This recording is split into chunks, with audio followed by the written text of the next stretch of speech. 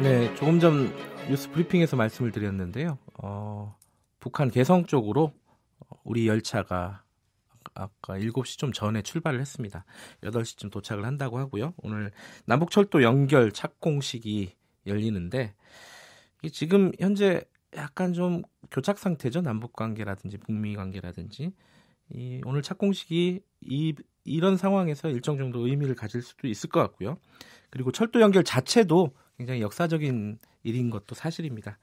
전문가 연결해서 이 의미, 전망 한번 짚어보겠습니다. 사회공공연구원 철도정책개관연구위원 박흥수 위원 연결돼 있습니다. 안녕하세요. 네, 안녕하세요. 박흥수 위원님은 원래 그 철도 기관사 일을 하셨다고요? 예. 그 언제 하셨던 거예요? 한 23년간 계속 기관사 일을 그렇군요. 예, 하고 있었고요. 예. 근데 오늘 보니까 이 서울역에서 철도가 출발을 해서 열차가 출발을 해서요. 예. 개성까지 바로 지금 가는 건가요? 연결이 돼 있어요? 예, 그렇습니다. 예. 이미 지난 그 남북 공동 조사단도 서울역에 출발해서 판문점을 넘어서 신의주까지 갔던 것이고요. 예. 그럼 이미 연결이 돼 있다는 거잖아요. 예, 연결은 돼 있습니다. 그러면 할 일은 뭐예요? 연결은 다 돼 있는 건데. 이미 그 경의선은 연결이 돼 있고 네. 조사단까지 갔다 왔기 때문에 네. 지금 남북철도 연결 착공식이라고 했지만 착수식으로 이제 명칭은 변경돼서 실시되고 있는데 사실 남북철도 연결 사업은 남북 북미 관계 어떤 리트머스 시험지 같은 것이었거든요. 예. 그래서 많은 어려움이 있었지만 지금 꾸준히 한 걸음씩 나간 것이고요. 오늘 그 착수식까지 열리게 된 건 어쩌면 그게 소중한 하나의 결과로 나온 것이라고 생각되고요. 네. 그래서 앞으로 이제 실질적인 착공 단계까지 가기 전까지는 더 정밀한 조사 이런 것들이 진행되면서 남북철도 연결 사업의 어떤 그 실질적인 그 진전을 가져올 수 있는 계기로 오늘 착수식이 자리매김하는 게 아닌가 이렇게 생각하고 있습니다. 지금 아까 브리핑에서도 잠시 얘기했었는데 예. 이 착수식 뭐라고 부르든 간에요. 예. 오늘 행사가 열린다고 해서 바로 공사가 시작되는 건 아니죠? 그렇습니다. 결국 이건 이제 국제정치 역학관계나 남북 북미 관계 이런 변수가 있기 때문에 네.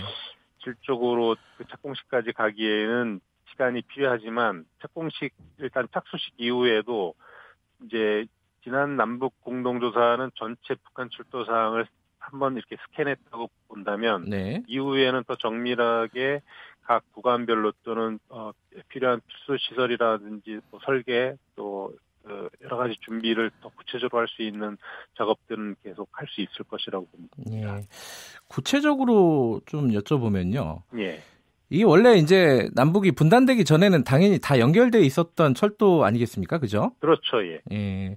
그러면 지금 새로 이미 이제 임시로 연결이 돼 있기는 하겠지만은 정상적으로 연결을 하려고 하는 철도가 경의선, 동해선 이 두 곳으로 일단 처음 시작을 하는 겁니까?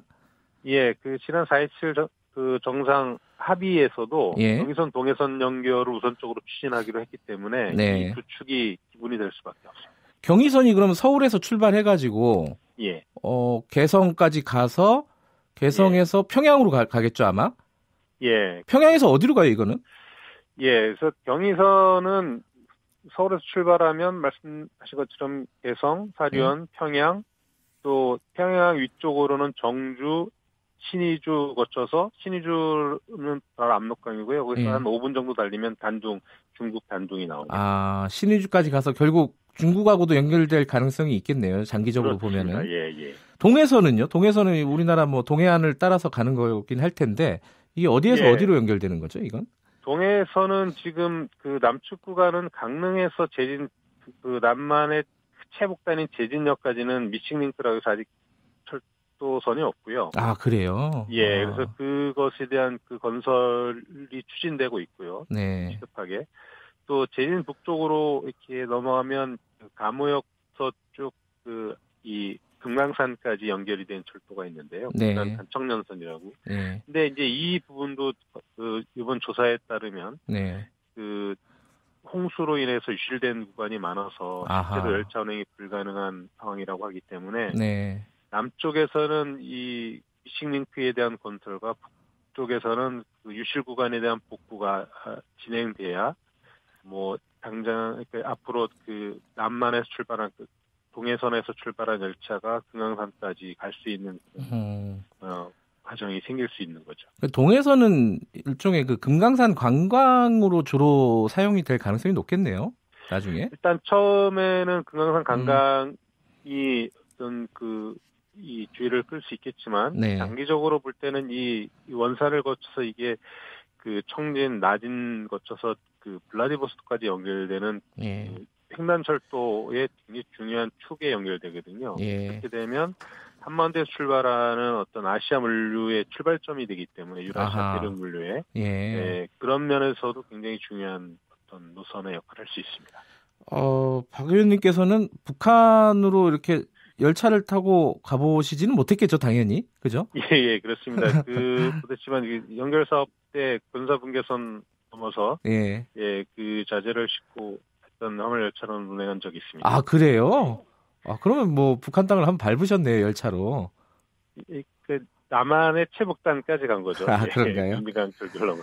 이게 이제 사실 그런 큰 그림을 많이 그리잖아요. 이건 뭐 이번 정부에서만 나온 얘기가 아니라 예전부터 많이 나왔던 얘기인데 결국은 이 철도가 중국, 러시아 거쳐갖고 유럽까지 간다. 뭐 유라시아 철도 이런 얘기가 있는데 이게 현실화될 가능성이 있습니까? 어떻게 보십니까? 생각보다 뭐 남북 관계가 진전되고 북미가 진전되면 생각보다 그런 일이 벌어진 것은 빨리 올 수도 있고요. 사실 그 남북 철도 연결은 그 자체도 의미가 있지만 이게 대륙으로 뻗어나가는 길이기 때문에 더 큰 의미를 갖는데요. 이게 이 사업의 탄력을 받으면 그야말로 이제 서울역이 국제역으로 거듭나는 것이거든요. 서울역은 이미 국제역이었고요. 70년 전에도요. 그래서 분단 전에는 국제역이었다. 서울역이요. 인터내셔널 스테이션이었고요. 그래서 서울역 전광판에 베이징이나 하얼빈, 이르쿠츠크 같은 행선지가 표시될 수 있다는 건데요. 이런 것들이 한반도에 가져올 변화는 뭐 상상 이상의 것으로 생각됩니다. 근데 이게 보통 이제 요새는 비행기 많이 타니까요. 이게 철도가 뭐 그렇게 중요하냐. 뭐 이렇게 그냥 뭐 철도에 대해서 잘 모르면 그렇게 얘기할 수 있을 것 같은데 철도가 연결된다는 게 뭐가 그렇게 중요한 겁니까? 물류에서? 일단 우리가 철도를 타고 유럽이나 대륙으로 안 나갔기 때문에 비행기만 탔기 때문에 그런 생각을 할 수 있고요. 몰라서 해본 경험이 없으니까요. 그리고 이제 이미 이 국경을 눈높이로 넘을 수 있는 철도로 넘을 수 있는 나라들에 있어서 철도가 의미 굉장히 크고요. 또 한국에서도 대륙으로 철도가 연결된다면 이게 물류혁명의 어떤 커다란 어떤 계기가 되는데요.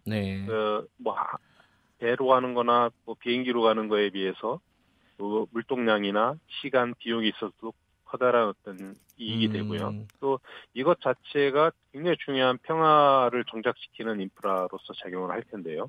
일단 연결이 되면요. 이건 뭐 전쟁의 위협을 영구적으로 제거하는 것일 수 있고요. 그런 의미가 있군요. 그렇기 때문에 이건 평화의 인프라고 경제적으로도 또 중국, 러시아, 몽골과의 어떤 경제 협력의 새로운 모멘텀이 될 수도 있고요. 그러니까 이런 것들이 남북철도 연결되면서 이런 것들이 작용하는 것들이 굉장히 많기 때문에 단순하게 이게 뭐 비행기와 비교하거나 아니면 경제성을 따지거나 이런 차원을 뛰어넘는 사업이 될 수 있는. 근데 갑자기 궁금해졌는데 서울역에서 만약에 기차를 타면은 한 파리까지 만약에 간다 치면요. 얼마나 걸려요? 과거 뭐 식민지 시절에 나혜성이나 송기정 이런 분들이 파리나 베를린까지 갈 때 보통 12일, 13일 걸렸고요. 그렇게 많이 걸리지 않네요, 생각보다. 한 달씩 걸릴 것 같은데. 증기기관차 시대였습니다. 근데 지금 이제 현대적 철도로 간다면 그거보단 빠르게 갈 수 있을 텐데 일단 북한 철도에 낙후된 상황이 개선되는 게 시급하게 보이고요. 그렇게 되면 훨씬 더 과거보다는 빠른 시일 안에 유럽까지 열차를 타고 갈 수 있는 시대가 열릴 수 있다고 봅니다. 그 당시에 12일 걸렸으면은 지금 만약에 정상적으로 모든 일이 진행이 된다면 한 5, 6일이면 충분히 갈 수 있지 않을까 그냥 비전문가 입장에서 그런 생각도 드네요. 근데 뭐 그렇다고 해서 이렇게 5, 6일까지 단축돼 그렇진 않아요. 예, 그럼에도 한 열흘 정도 네. 예, 걸리지 않을까 이렇게 예상하고 있습니다. 저도 한번 가보고 싶네요. 근데 지금 북한이랑 연결되는 게 기술적인 문제들이 좀 남아 있잖아요. 이번에 조사를 하고 나서도 그런 얘기가 많이 나왔는데 뭐가 어렵습니까? 뭐 예를 들어 뭐 철도의 너비가 다르다든가 철로에 뭐 그런 기술적인 문제가 어떤 게 큰 게 있어요? 일단 남북한은 철도의 개간은 같습니다. 그래요? 예. 남북한 중국까지는 철도의 개간이 같기 때문에 달리는데 문제가 없는데 그 뭐 기술적인 문제는 전력 공급 방식이라든지 더 중요한 것은 전반적으로 철도 시설이 낙후돼 있기 때문에 속도를 제대로 낼 수 없다는 건데요.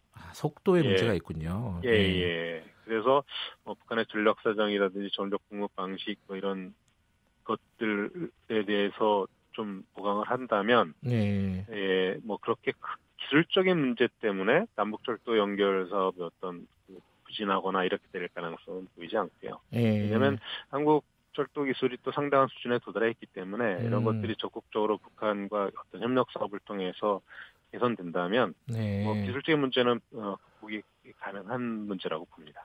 그래요? 이게 근데 이제 보통 우리도 열차가 여러 종류가 있잖아요. 뭐 지하철 같이 전철이 있고, 그렇죠, 그리고 또 KTX 같이 고속철도가 있고요. 그리고 또 그냥 일반 뭐 지금은 뭐 ITX라 그러죠. 뭐 옛날 새마을 열차 같은 그 일반 열차가 있고 그런데 이게 지금 연결하면은 어떤 열차들이 다니게 되는 겁니까? 북한 철도는 거의가 다 전기철도인데요. 그래요? 예. 전기철도 전철화된 노선이 많은데 이게 그 철도의 선진화 지표를 따지는 것 중에 하나가 전철화 정도거든요. 근데 문제는 이 전철은 전력 사정이 좋아야 되는데 이게 안 좋은 게 또 북한 철도의 발목을 잡고 있는 문제가 될 수 있거든요. 그래서 일단 전기철도를 활용하기 전에는 디젤 기관차가 견인하는 형태로 운행을 할 수도 있고요. 또 계속 그 과정에서 전력 사정이 좋아지면 실제로 더 효율성이 좋은 전철로 열차를 다닐 수 있게 되는 거죠. 이렇게 되면 북한 경제 성장하는 것에 발맞춰서 북한 전기 사정도 나아지고 또 이게 남북철도 연결 사업과 이렇게 맞물리면 북한 철도 발전 속도는 더 빨라지지 않을까 생각합니다. 앞으로 뭐 북한의 뭐 조사 작업이나 이런 거 할 때 박 의원님께서는 좀 참여하실 계획이나 뭐 이런 것들은 예정은 있나요, 혹시?